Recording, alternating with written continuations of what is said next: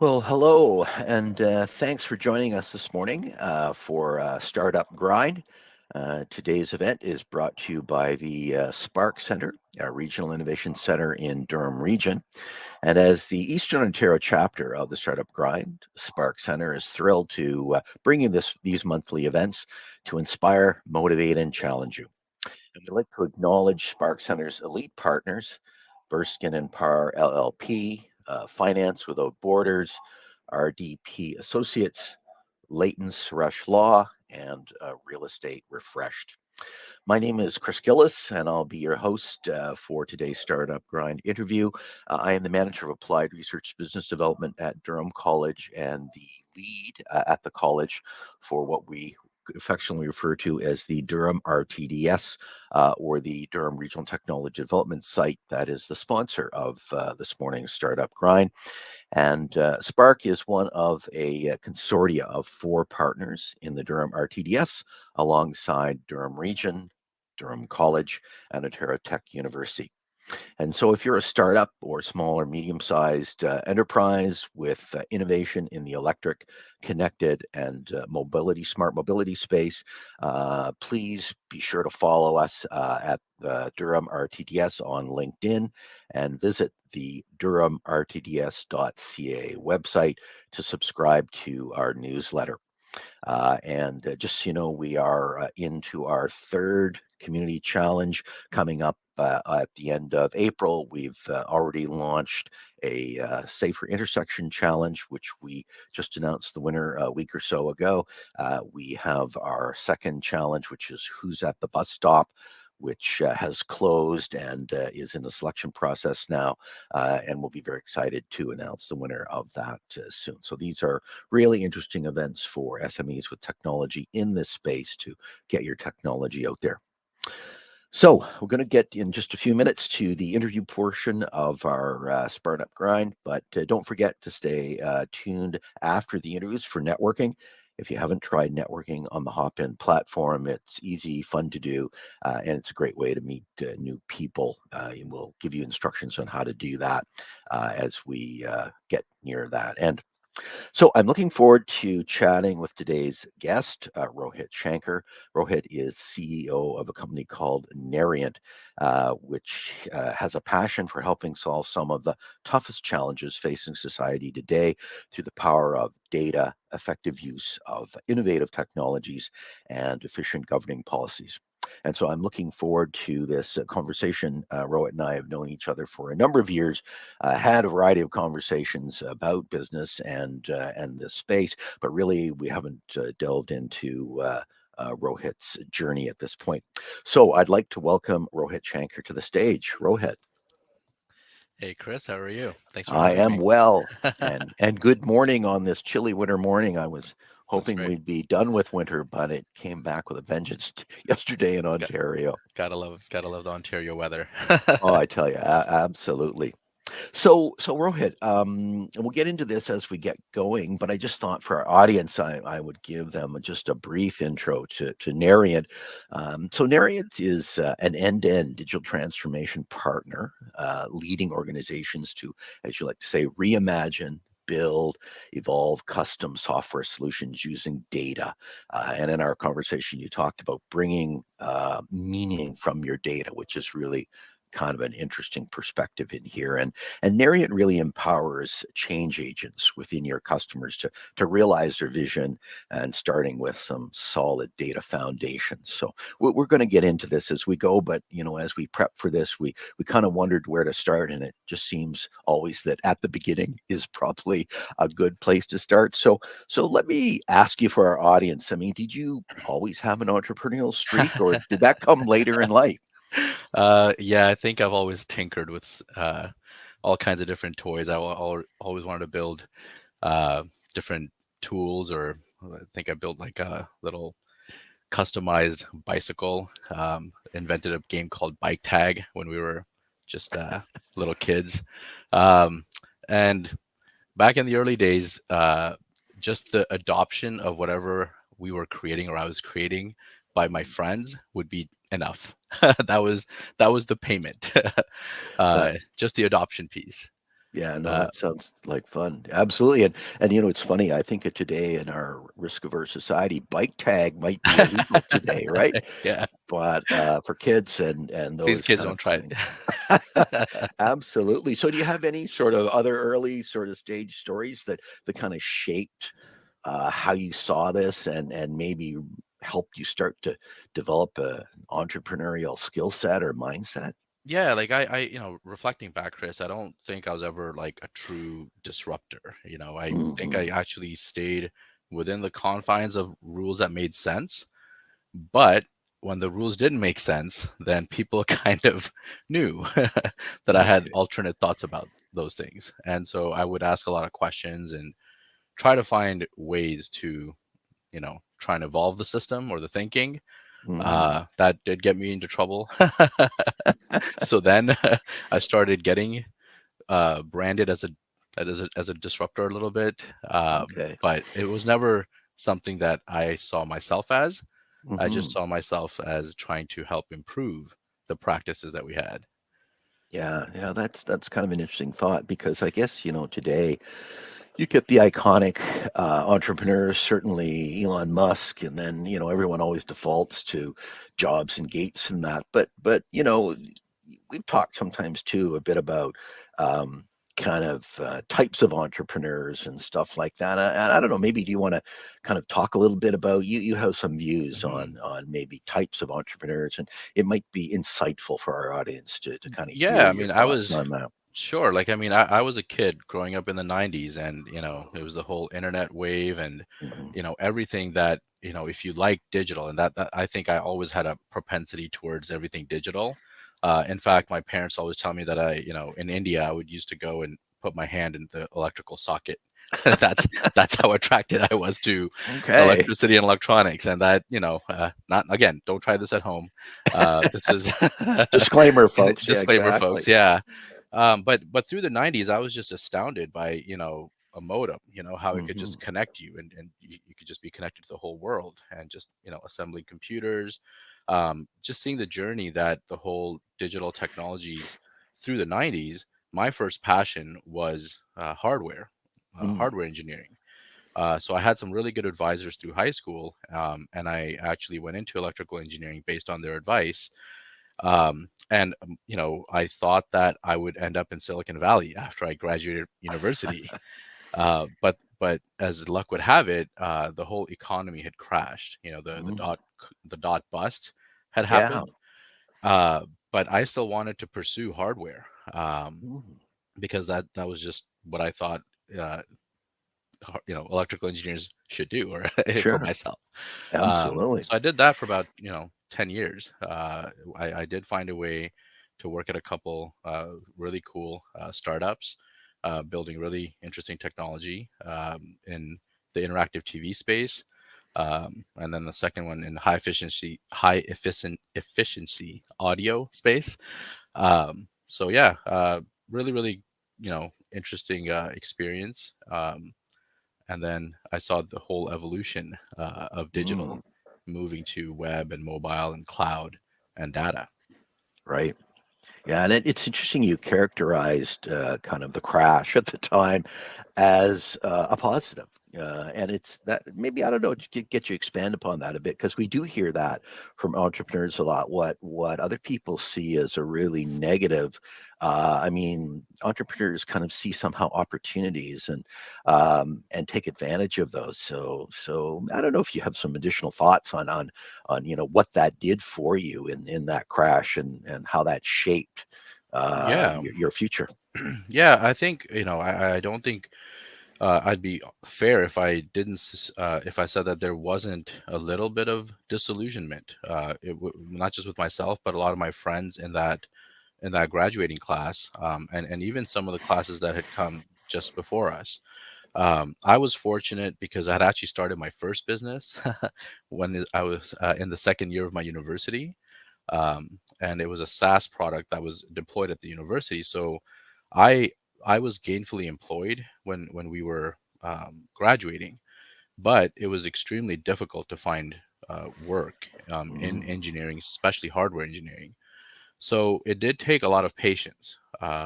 and then you have to kind of work through the challenges of that time. Um, and so there are opportunities; they are harder to see, but that's where I think the perseverance piece comes in, and it has to pay off Yeah, sort of yeah. through That's perseverance. now that's interesting because you're right. I almost think that entrepreneurship um, lately has become almost gamified, and you get this overnight success. But as a lot of people said, yeah, 20 years overnight success, and so it's interesting you kind of bring that up. So as you think kind of about your journey and those successes and those failures or those parts we just had to grind through things. Was there a couple of pinnacles, your favorite parts, and maybe not so favorite parts of your whole journey? Yeah, I mean the traditional wins, right? In quotes, Hmm. are obviously everyone's favorites for all the reasons we like to. I mean that's a pursuit, right? So in university, when we were able to deploy our SaaS product within the university, that was a major win. In the consumer electronics sector, when we were able to launch some of our pilots in some of the largest, for example, dialysis clinics when EMRs were just Hmm. coming out, huge success. In audio, getting our amplifiers designed into some of the very first sound bars, and being at the Consumer Electronics Show and having great reviews, by CNET. Um, so all those things are euphoric, but they are, all the time in between is when you're actually really learning all the really important stuff, right? And Right. so this is where the cliched saying goes that the reason we have wins is because we've had 1,000 losses prior to that. Yes. But each of those losses do teach you something small Yeah. and Yeah. meaningful. Yeah. Yep. Yeah, for sure. And and through that, it's this don't give up, right? Because so many people think that this is going to be easy. I think I was listening to a Seth Godin podcast, and he says, the problem with entrepreneurs is they believe in magic. They get this idea, and then I got this $1 million, $1 billion buyout, but it doesn't happen that way. I mean, really, there's a lot of kind of perseverance as you go through that. So, I mean, maybe I could ask you to talk a little bit about, how those things have, and if you, as you look back over your life and career, how some of that has shaped what you do, and hmm are there sort of those hmm little nuggets of Yeah, advice, absolutely. I mean, wisdom? Yeah. yeah, absolutely. I mean, look, I think, we were working on SaaS before I think SaaS was coined SaaS. And, Mm. Agile was, lean startup, agile philosophies were just gaining traction, early 2000s, mid 2000s, and kind of getting baked in. So it was great. And I mean, the Toronto scene always has had a really innovative group of, business analysts and agile practitioners, and some of the very early, meetups that we used to have definitely helped to shape some of my thinking around, oh, okay, what is a product company? Hmm. Why is SaaS cool, right? What are the limitations of SaaS, right? And so one of the key things that I learned in the first 10 years was that although product is great, and I love product, and this is, I'm using product in a traditional Right. way that it's defined these days. Although that's good, it's only so good for the customer, the end customer, because they need a lot of help in that Hmm. last mile, or even the last 400 meters or the 100 meters, Yeah. right, to be able to use whatever product it is that we make Hmm. properly in their environment. So I had found myself repeatedly being with the customer, trying to understand how the product was being implemented. So I really started big, and this was something that I did not know about myself, Hmm. right? Like so love building product, but really love it being adopted. Yes, So absolutely. without that adoption piece, I felt that my satisfaction with that Mhm. project was not nearly as high. So then that journey began, 2010, 2011 kind of thing. And a lot of the things that we're doing now at Naryant today is very human, Hmm. focused, right? And the way we like to kind of, draw a sort of a metaphor to this is, imagine you're trying to cross, a river, and a lot of the product companies are building a bridge from one side, and they've got all kinds of interesting technologies and APIs and new data products, that they would love for you to use. But on the enterprises, which are on the other side of the river, they're having a very difficult time just even getting Mm. the foundations built. So where Yes. we're trying to help is to understand the human components on the other side of the river, to build the foundations so that we can actually have that synergy of human and machine intelligence. Yeah.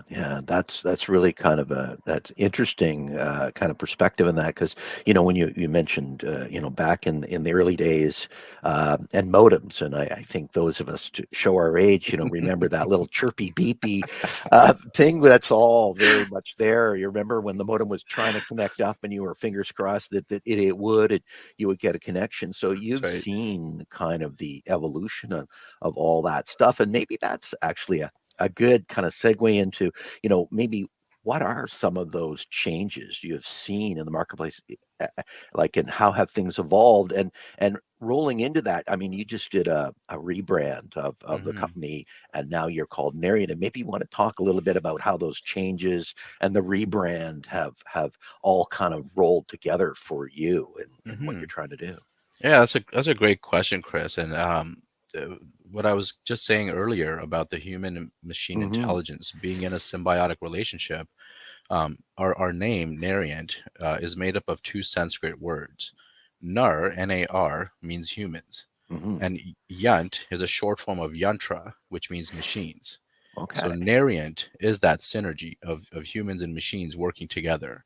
And not only is this topical in our times today, we're trying to figure out how to manage AI, Yeah. or, GPT-4 versus whatever else that may be being trained right now. Absolutely. Yeah. It's a very topical subject right now, but it's also timeless. We Hmm. have been having this conversation in every generation, right up, to the point where humanity had figured out, hey, we could use fire Yeah, for exactly.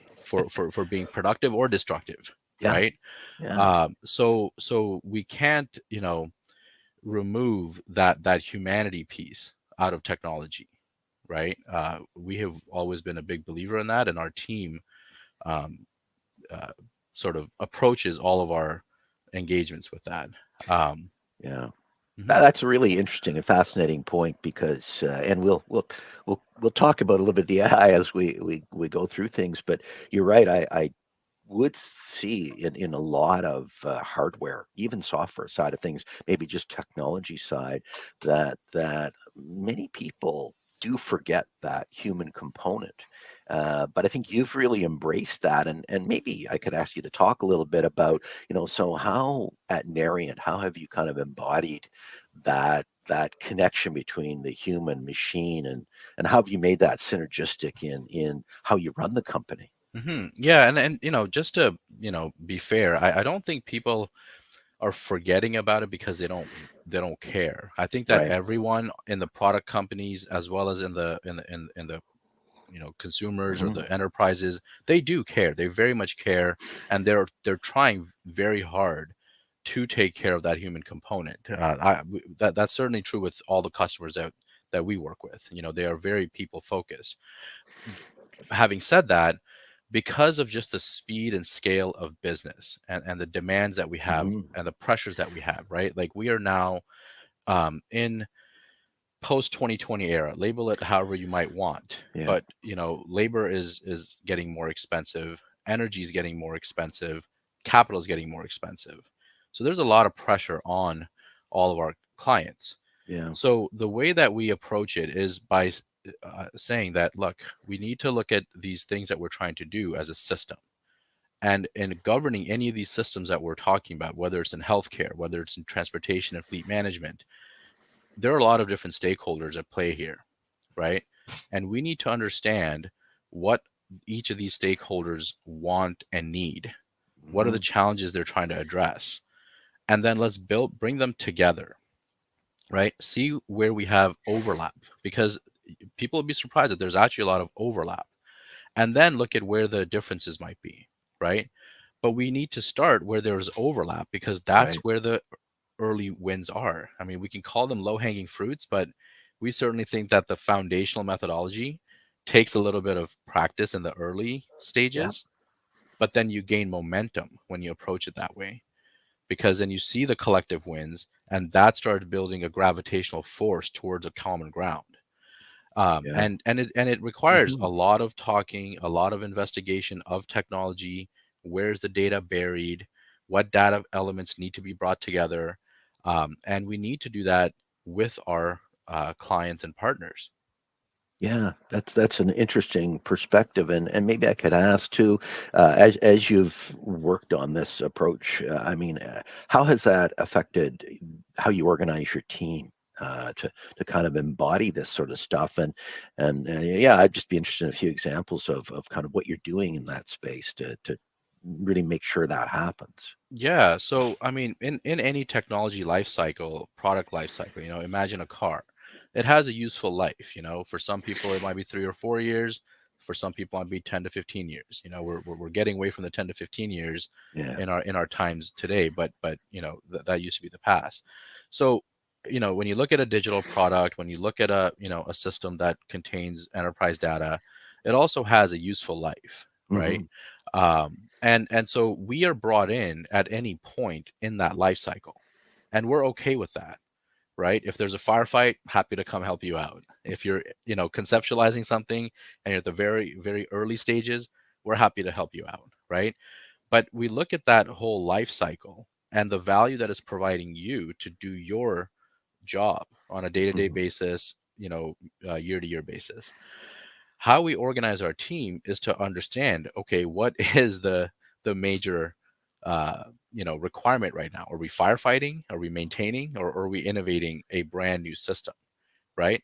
In all of those, you'll need your UX folks, to really understand how users are experiencing these touch points with technology and Hmm. data, right? You'll need your analysts, right, to help support that UX practitioner. Right. So that's business, that's technology, that's data. It might require some subject matter expertise.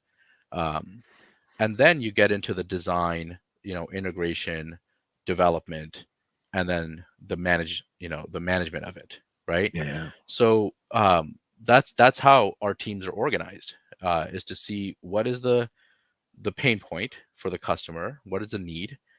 Those that that the team that can address that most effectively leads, but then Okay. they know that they can hand it off, or they need to hand it off to another team. And we've encapsulated all of this in a process that we call SPAC. S Ah, stands for strategy, P yeah. is for process, and process for us is not just waterfall or agile. It's the cultural process Right. between two organizations. E is for execution, engineering, design, things like that fit within the execution framework. And then the C is continuous improvement, because we need to continuously keep evolving um, our own human practices, but also how the technology supports those human practices. Yeah, yeah, very very interesting in that, and we've kind of talked up to it, but we haven't maybe talked a little bit about. I don't know if there are some specific examples you can give about the type of work you do, and maybe how your team has maybe applied those approaches. I know you do a lot of work in areas that it's there's sensitivity, so no mentioning any customer names and stuff like that. But is there an example or two you could kind of share with the audience about what you've done and maybe how your teams have actually used those approaches? Yeah, I mean, yeah, and I think a lot of the practitioners out there will relate to what we're doing. We are learning from some of the leading practitioners out there, and so when it comes to the strategy development, you do need to try to understand what the business strategy is. So we need to talk to the folks that have been in charge of developing that strategic plan. Um, and get their various inputs to try to understand that strategic plan a little bit uh, in depth. And then you look at the underlying, the data strategy or the technology strategy. So we really want to go live the life in the day of these various folks. So whether they're Mhm. in the healthcare environment, managing chronic health, or sometimes even things like crisis management. Why are they on the clock as fast as they are? I mean, what does that system look like? So we want to talk about that. We want to know that. And how is a chronic piece managed? Because it's not as urgent. But as we Mhm. all are learning and have learned that the chronic ailments are the things that actually can, be managed and prevented and create better life and save money. So on the healthcare side, on the transportation and fleet management side, it's still, very much the same approach. There are things that are urgent, and then there are Mhm. things that are perennial, Right. chronic. So going in and observing that, modeling it qualitatively, then attaching the data to make it more quantitative, right? And then iterating on it. Hey, does this model make sense? And it doesn't necessarily always need big data. Yeah. It can be done with the data you have right under your nose, that may not be looked at, right? So um, it's very high touch. It's very, very high touch in the beginning, Mhm. right? But we have, you know, formed it in a way where the high touch is also very high impact. So it's not like we're Okay. taking up, a lot of time to get there. Right, Yeah. right. That's interesting. And maybe I just ask you how you kind of think about your customer base. This may be a little bit of shift in the conversation because, certainly in the common entrepreneurial sort of education, it talks about, ideal customers and their persona and really identifying who your ideal customer is. It sounds though in this case, your ideal customers are in a variety of different stages. So I'm curious, maybe how you think about that, and how does that impact your marketing and your selling? Like how do you take those insights you have about the marketplace and your ideal customer and start to message or get the message out to the marketplace on what Naryant does? I don't Hmm. know if you could just share some Yeah. thoughts around that. And candidly, Chris, I think that has been a very critical part of the evolution over the last 5 or 6 years. Mhm. Our marketing team will tell you that focusing Rohit has been very difficult. We wanna serve um, everyone, right? Yeah. yeah, Yeah. and that's been something that slowly but surely I have been learning, and we as a team have been learning over the last 6, 7 years, because before that, we knew that, and I knew that we wanted to be kind of in this last mile technology Mhm. adoption practice kind of a space, right? But then, having the angle of pursuing it with data, that was a major sort of milestone. And then just looking at the different industries that we are in, including healthcare and fleet management and energy. The fleet management space has been growing Mhm. for a lot of various reasons, um, organically. Yep. So over the last year or two, a lot of our marketing effort is targeted on the fleet management space, but it's not just marketing. A lot of our delivery capability is Mhm. also tuned for that. The Okay. healthcare is growing as well, but at a slower sort of pace, because that's just the nature of the healthcare system, Yes. right? And we do have things that are budding in energy that relate to transportation and mobility. So um, within these organizations, Chris, the one theme that we have that we were able to reflect on several times and validate is that within these large organizations, the role of the intrapreneur, Right. right? The innovation offices, the strategic partnership folks, the chief innovations people, we are really wanting to reach out to them Mhm. and talk about the innovation journey, right? Do we need innovation, net new innovation, or do we need to integrate some of the innovation within their organizations and what's outside of their organization? Right? So Yeah. innovation can be defined a lot of ways, but we Yeah. find that when we're working with these change agents within these larger enterprises, we have a tremendous amount of success That's a really together. interesting. Yeah, Yeah. exactly. No, it's really speaks to a very sort of a collaborative approach in terms of how you like to work with your customers or different players in the space. And maybe I could ask you to just for a minute to back up for a minute, but come back to this point because you touched on a whole lot of interesting things. The firstly, the part is, you know, over this time, and we all know with COVID, that was a game changer. But maybe you could kind of talk a little bit to, over the last 5 6 years, what have been the significant changes in the whole marketplace that really have to be addressed. And then maybe we could end up at this point of really a lot of organizations have these internal change agents, and that wasn't the case even a couple of years ago. I mean, innovation was a word, but it certainly wasn't a job title.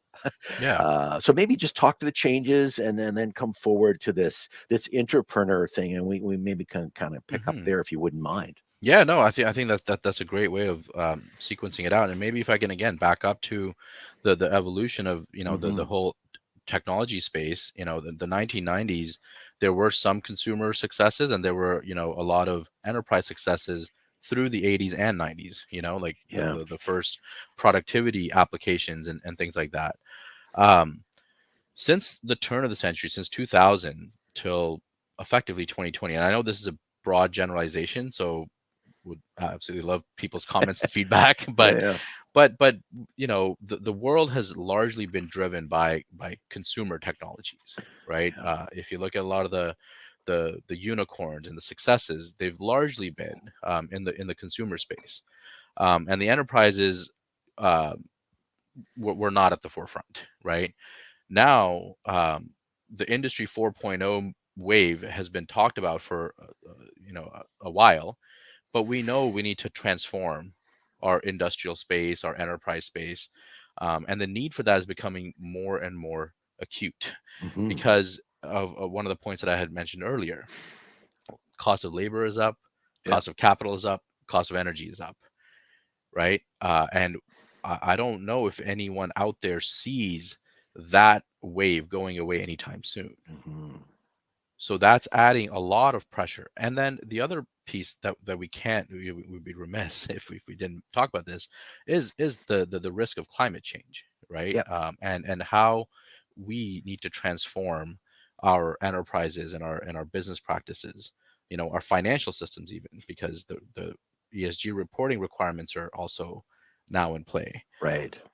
So these are not things that are going away. So that requires us to do more with less. Hmm. We need to be more efficient while maintaining effectiveness, right? Right.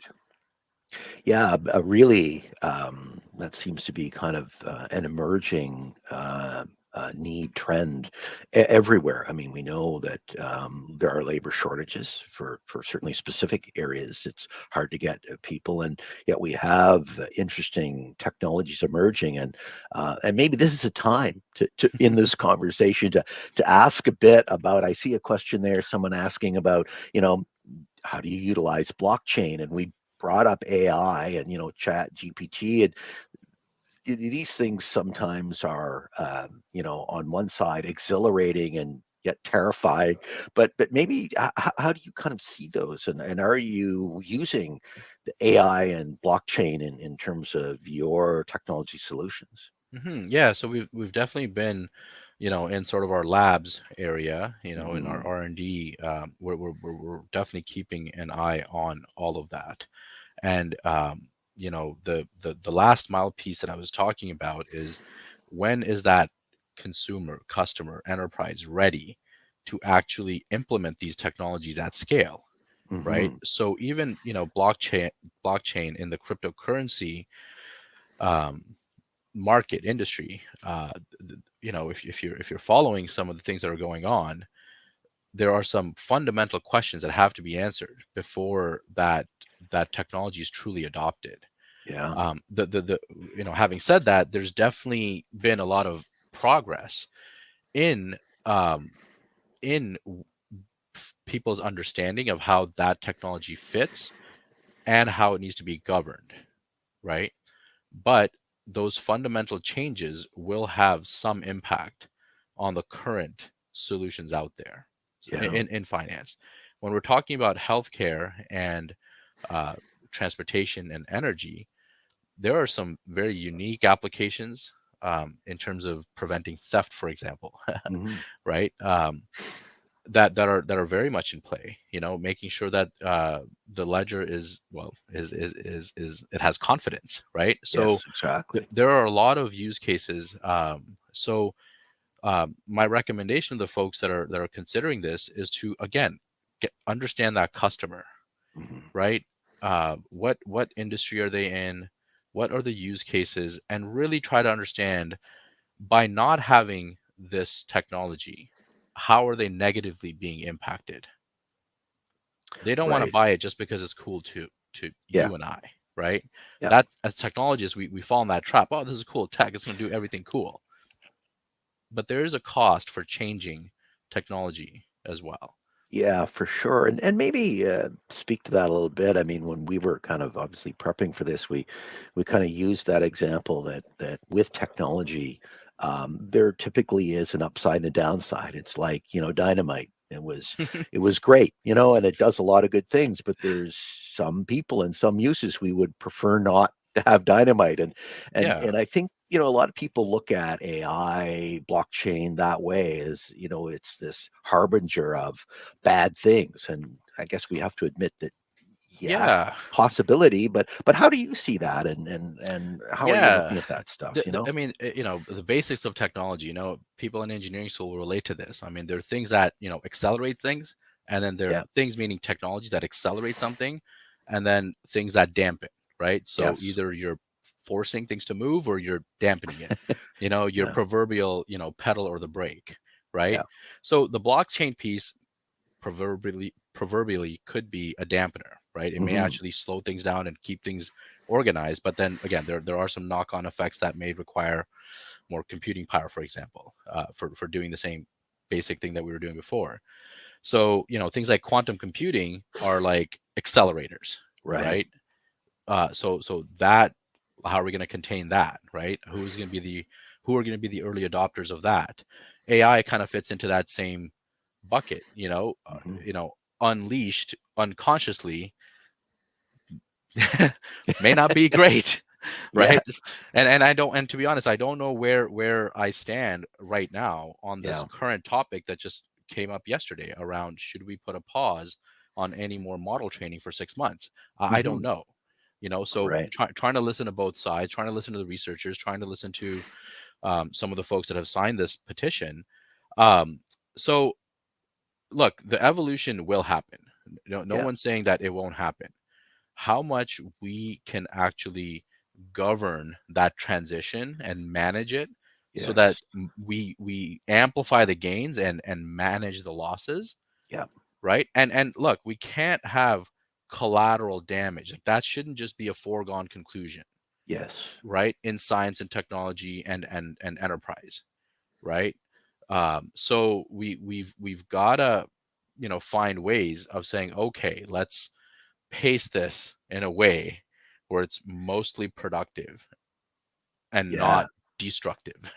A lot of really good thoughts there, and one of the things that I've been kind of looking at over the last couple of years is this notion of the environment, the business environment we operate in. And I want to come back to ask you to take your tech hat off and put your CEO hat on for a minute here. But we've seen over the last number of years these really amazing changes, and then COVID kind of put a lot of pressure on the whole digital landscape.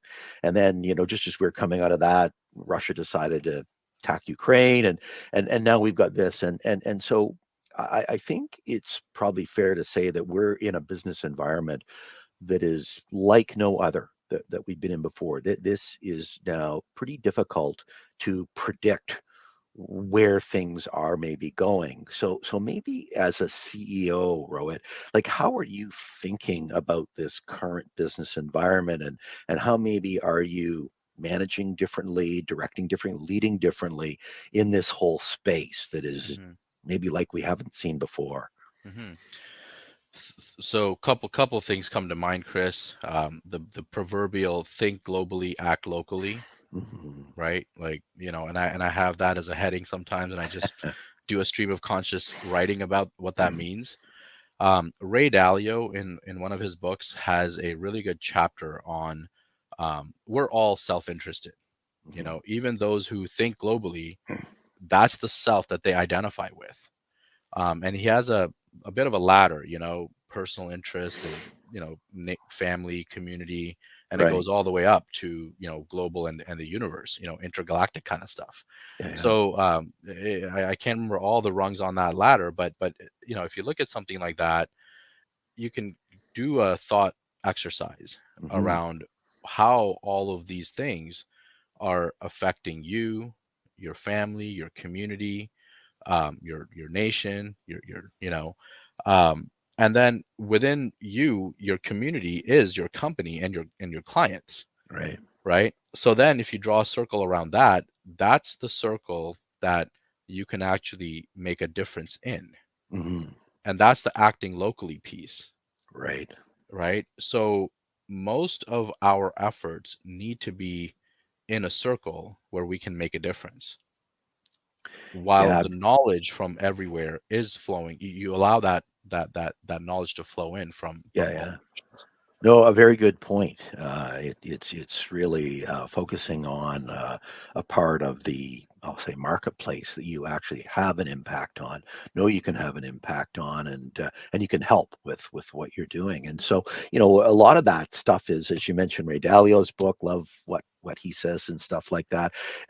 Do you sort of make use of external mentors, Yes. advisors, kind of in this? If maybe you could speak to that in because this is a lot of complicated Oh information, right? yeah, yeah, of Yeah. course, Chris. And I mean, Mm. in the previous conversations you and I have Mm. had, we've talked about the role of health and Yeah. mental health. Which Yeah. we're a firm believer that the mental health has a direct impact on your physical health, Yeah. right? A lot of the work that we're doing with amazing people is in that space, right? So we have really, uh, we have a real soft spot for the change agents, the Hmm. entrepreneurs, the intrapreneurs who are trying to make a difference, because by definition, you're at that edge. Yeah. You're at that edge of transformation. So you're going to feel that heat of trying to make that change. Yes. And that takes a toll on you, just like, preseason for hockey or soccer takes a toll on your body, Yeah. right? Yeah. And mentally, you've got to make that sprint, you've got to make that mile. So just the way you need your coaches to help you Hmm. navigate your thought processes throughout your journey, these Hmm. these advisors, these coaches are critical to your overall success. Yeah. It's not in my personal opinion, it's not a nice to have, it's a must have, Okay. Interesting right? point. And having those Exactly. advisors that you trust, that have been there and done that, um, is really helpful. And can I ask you, maybe just on a personal experience, like how do you find them or pick them? Because this is somewhat topical, and I know again we were prepping this. Coaching has become an explosion-based business, and there are things we worry a little bit about, where you see the 20-something as a life coach, and Mhm. you kind of wonder about that. But it there's a unique relationship with coaches, advisors, and that. How have you maybe found trusted coaches and advisors in your career? That's a really okay. Uh, uh, so look, as an entrepreneur, if you want to be a life coach at the age of 25 or 29, Mhm. that's fine. Yeah. But the duration of the life that you can coach on is up to 25 or 29. Right, right, So right. that's perfectly fine. You want to be a strengths coach for a high school athlete, and you're just coming off of your collegiate, you know, Career, right? Yeah. career. Fantastic. I think Yeah. that there's a lot that those folks can learn from you, right? Yes, I think it would be a little bit bold to be a life coach for someone in their 50s if you're Mhm. 30, Right. because you have not walked that path yet. Mhm. So so yeah, so we'll leave that at that.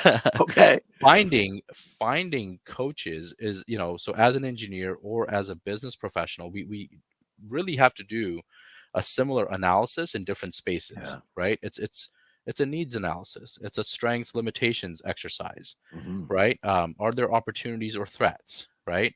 So if you map that out about your personal state, whether it's Yes. on you or whether it's on your business, you do that very discreetly, then the limitations or the threats will guide you towards who you need to reach out Right. to for support. Yeah. And expect that those advisors will ebb and flow in their impact at any given point. Don't expect one advisor to carry you through the whole journey. That would be not advisable.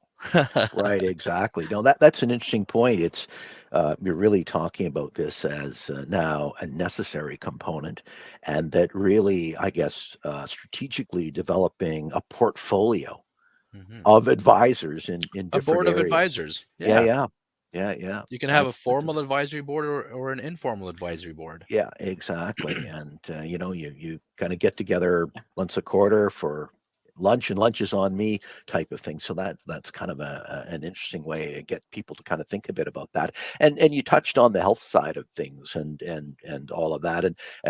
We don't have a huge amount of time, but maybe I could ask you from your experience and what you've done. Have you adopted any particular habits around, physical health, sleep, mental health, all of that you really rely on now as you kind of manage your company?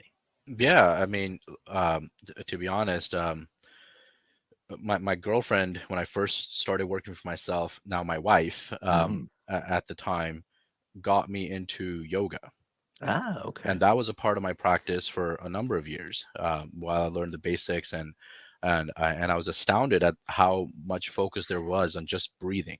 Hmm. I, Yes. I until my late 20s or early 30s, I don't think I ever focused on my breathing. But something that basic is a fundamental part, Hmm. that led me to finding, apps like Headspace or Calm, because Hmm. it does help you to just center yourself, Yeah. and find that balance, or that, people call it equanimity, right? Right. um Again, I think that I struggle with that, but it's a practice. um what was the other part of your question, Chris? I lost the train Oh, of thought just what are things in terms of health? There's the physical, the there. mental habits, other resources you might have I used or developed. Yeah, and I think, having retreats, right? Hmm. Having retreats with your team. Yeah. We didn't talk much about the team, Chris, but Right. any one of us would be lost at sea, quite honestly, Yeah.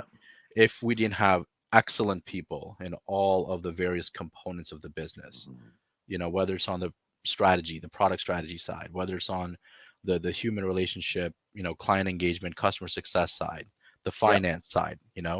You need excellent people there, both within and outside of your organization.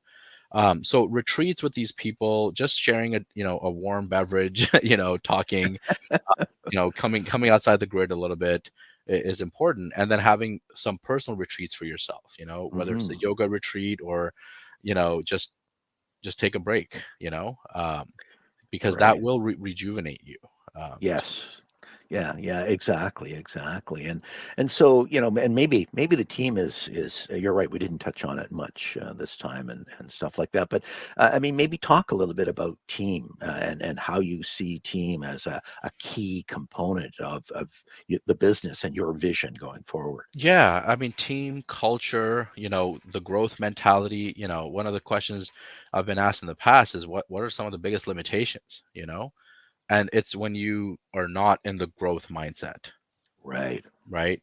You stop learning, things start getting, they start going sideways pretty quickly.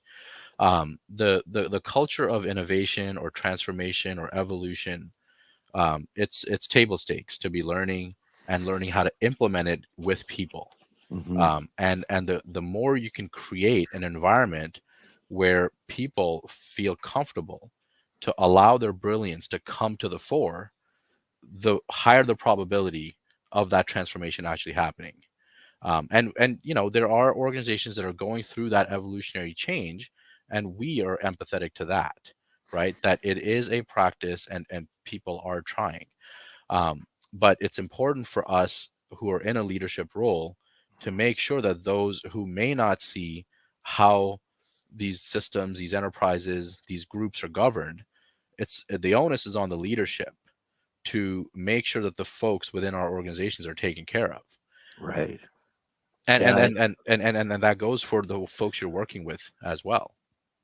Yes. And I guess by extension, it sounds like you're also thinking of that in your customers and seeing that that's happening there as well. So this becomes a very interesting dynamic and interlinked kind of whole marketplace or endeavor, or sort of a whole environment that we operate in. So that's cool. Absolutely. I think, for the last 10, 15 years, building a cool widget, when Steve Jobs talked about think differently, he wasn't really just talking about thinking differently about the tool, Yeah. right? If you look at the iPod and the success that it had was not just because they put out another MP3 player. It was the ecosystem and that keen understanding of that human Absolutely. that transformed that entire, ecosystem. Yeah, no, for sure, for sure. Well, we've certainly over our short time here, Rohit, covered a wide range of things, and probably could go on for a much longer. But kind of as we kind of wind down things, maybe I could ask you to kind of think into the future, and as you think about Naryant, what are you kind of looking to focus on, and maybe what sort of advice could you give others, entrepreneurs, startups, and that, as we all march boldly into this AI blockchain future? Yeah, could have a log, enterprise log. Look, I personally have a soft spot for entrepreneurs, Mhm. intrapreneurs, change agents, people who are trying to make the world a better place and in any way that they define it, right? So that kind of being the overarching theme of just my personal soft spot. I do think that there are some critical things that we need to get serious about. Climate change, effective use of resources, being more effective and efficient with our finances. Let's not waste millions and billions and trillions of dollars, together. Labor. Let's make sure that we fit, human needs in a symbiotic relationship with the work that needs to be done, and being flexible and moldable about that. Yeah. So those are common themes that I think anyone who's trying to affect change at this Mhm. point has to keep at the forefront. And Right. and as a closing thought, I would just say that look, no matter which engineering school you went to, nobody ever said that you have infinite time, infinite money, Mhm. and go build whatever you want, and you'll probably be able to sell it for whatever price you want, right? Like that was just not the case. You had a very Right. limited amount of time, Yeah. limited resources, and you had to address a need very, very effectively. We are, I think, going back into that era. So let's conduct ourselves that way as entrepreneurs. Well, that's great, and that's really a great way to finish up, Rohit. Good, I think, sound advice as we, as said, march boldly into a brave new future and all of that. So, as usual, it's been a real pleasure chatting with you. I'm glad we got a chance to explore a little more of your background and all of this, and maybe there's a good reason to come back again and carry it on further. So, thank you so much, Rohit, for Would love that. joining us on Startup Grind. Thank you for the opportunity, guys. Love all the work you're doing at the RTDS and in Durham region in general. So love being on the journey with you guys. Thank you. Perfect. Thanks so much, Rohit. Okay, well, that was interesting conversation, and maybe we'll have Rohit back again, another startup grind, and explore some of the other areas. So, I just want to remind everyone that the startup grind was proudly presented by the Spark Center in partnership with the Durham Regional Technology Development Site, or RTDS. And we want to say thanks again to Spark Center elite partners, Burskin and Par LLP, Finance Without Borders, RDP Associates, Leighton Suresh Law, and Real Estate Refresh. And if you haven't already, please check out the Durham RTDS at durhamrtds.ca, and also follow us on LinkedIn to stay in the loop on future activities. The next startup grind is taking place on Thursday, April 27th. So be sure to visit the Spark Center social pages for more details, register, and participate in that. And lastly, we want to encourage you to check out the Spark Business Center Innovation Publication, the Spark Magazine. Summer 2023 issue is all about robotics and AI, and you can visit and find out more at thesparkmagazine.ca. That's thesparkmagazine.ca, and subscribe for a pre-printed digital copy. And there's also a media kit on the website if you are interested in advertising in the magazine. It's a great publication. Looking forward to kind of reading that. So now it's time for networking. And if you wish to join us, you can navigate to the networking section by clicking on the network icon. I think it's the little handshakies on your left-hand side, and you'll be paired up with one person at a time for a 3-minute speed networking session. You can get that time to know the other person, and if you want to extend the conversation, just click on the extend session, and you'll be able to speak for longer, or at least share contact information. And once again, thanks so much for being here. Really appreciate your participation in Startup Grind, and looking forward to seeing some of you in the networking session. Thanks so much, and have a great day.